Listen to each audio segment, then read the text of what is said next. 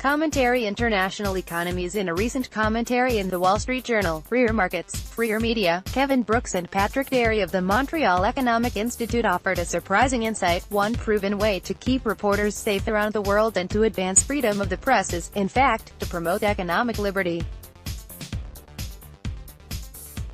That's because economic freedom and press freedom are closely intertwined.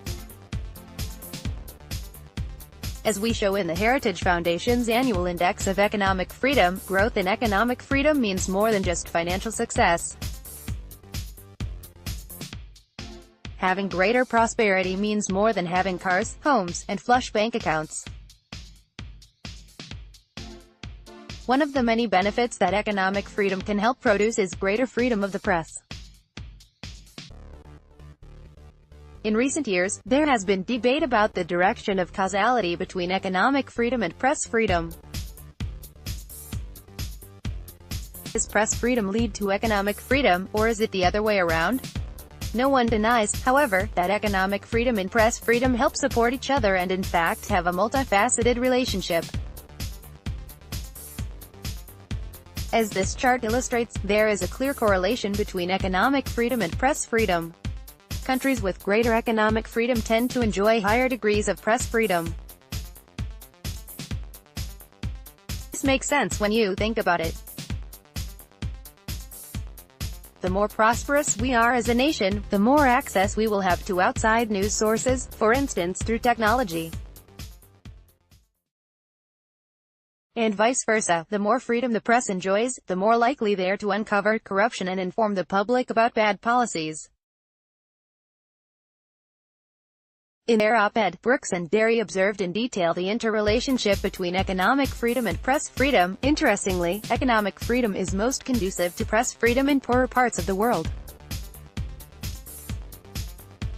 The strength of the relationship between the two freedoms is twice as strong in lower middle-income countries than in the highest-income countries. Certainly, free markets do not by themselves guarantee more press freedom. Singapore has a high level of economic freedom but a low level of press freedom. But the data show that a minimum level of economic freedom is a necessary precondition to ensuring a minimum level of press freedom. For 2015, the last year for which data is available, no country with a free press is in the bottom quartile of economic freedom.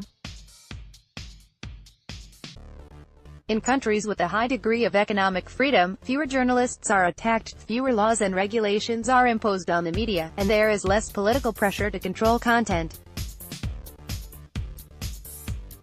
Economic freedom is simply good for journalists. Economic freedom protects journalists, and journalists protect economic freedom.